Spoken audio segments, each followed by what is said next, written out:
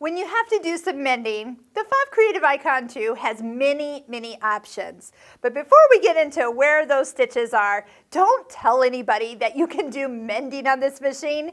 It's just not probably what you want to do. But definitely know that you can and can take care of the people you want to take care of.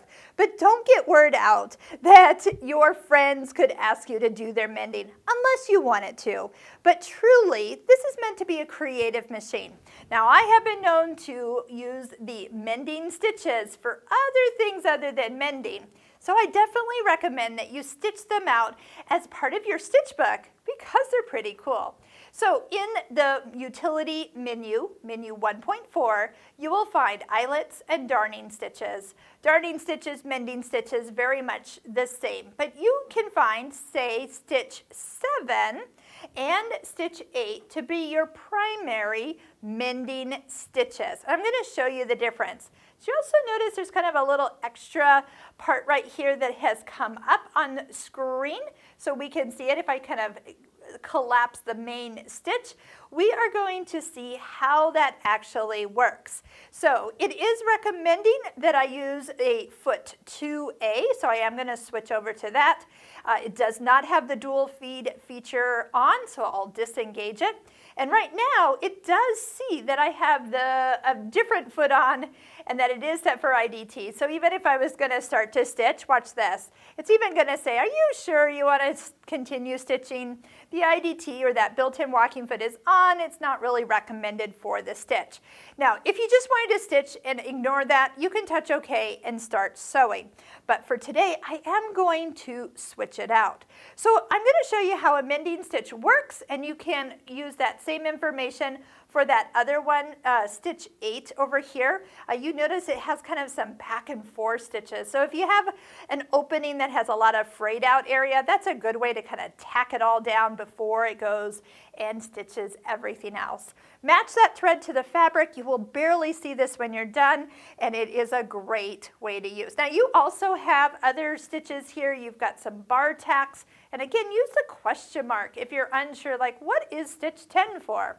Well, that's recommended as a denim bar tack. Reinforced pockets, shirt openings, belt loops, as well as other lower end of a zipper. Oh, that's a great idea. Hey, look at that. 11, probably more decorative, but let's just for some say that is decorative bar tack. Also used for those same options. So here you do have, if I go ahead and touch the question mark and touch our programmable darning stitch. To mend small holes, begin stitching over the hole, touch reverse for continuing darning, and stop. So here's how it's going to look. To remove the foot, push straight down. Let's go ahead and disengage that dual feed. Just pull away from you and towards the back, and it slips back where it needs to hide because this foot doesn't have that opening that your regular sewing feet have. So you do have to disengage that. Lift this up, and we have attached in place.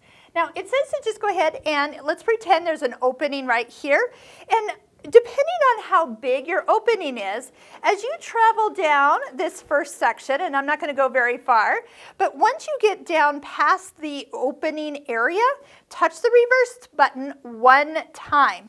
That's how you have told the machine how big this opening is. And the darning program, so let's say it counted 10 stitches down. Now what it did is it is traveling 10 stitches up and then back down. So I'm going to speed this up here, and then you can see that it is doing a line of stitching at each needle position. Now I know the picture doesn't show that it angles a little, but it will angle as you stitch, and that's so you don't have all the stitches coming to the exact same place, which would make this area of the fabric weaker and this stronger, and then it'll rip again. So by angling it, it's kind of giving it that reduction that it's going to pull out. Now, people always ask too, well, wait, what if my hole is bigger? Well, what you do is you lift it back up and overlap maybe a row of stitches and repeat.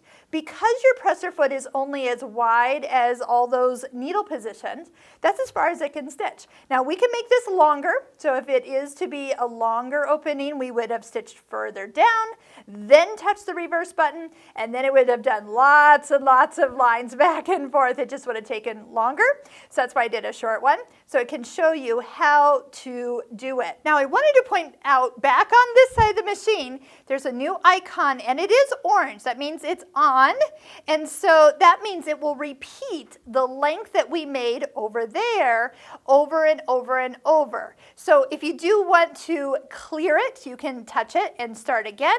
But if you want that same length to be repeated, that's what that's for. Remember, you can always touch the question mark when things like this pop up. And I know it says buttonhole, but that's because all these are considered programmable length stitches. A buttonhole lands in that category, but so does this mending or darning stitch. And then that way, the repeat buttonhole icon is only visible when sewing a buttonhole. To cancel a function, just deselect the icon. So as long as it's selected, a machine will repeat the buttonhole over and over again. So I hope this has been helpful. I promise not to tell anybody that your machine mends and that you can stick to doing all the fun stuff and hopefully not too much mending for other people. We have lots of videos for you to check out. Those links below will take you to the complete playlist of all the Pfaff Creative Icon 2 videos that we've made.